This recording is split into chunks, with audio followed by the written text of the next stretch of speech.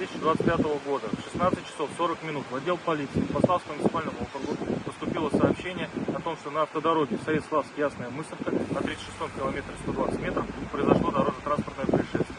Прибыв на место, сотрудники полиции установили, что водитель 1987 года, управляя мотоциклом Мотоленд, не зарегистрирован в установленном порядке, не справился с управлением, на правостороннем закруглении совершил наезд на придорожное дерево. В результате дорожно-транспортного происшествия водитель погиб на месте. ВМО МВД России Советский проводится проверка.